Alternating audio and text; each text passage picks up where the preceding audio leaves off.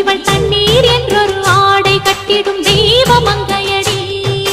தையம் தீயம் தக்கு தீயம் தக்கு தையம் தீயம் தக்கு தீயம் தக்கு தையம் தீயம் தக்கு தீயம் தக்கு தையம் தீயம் தக்கு தீயம்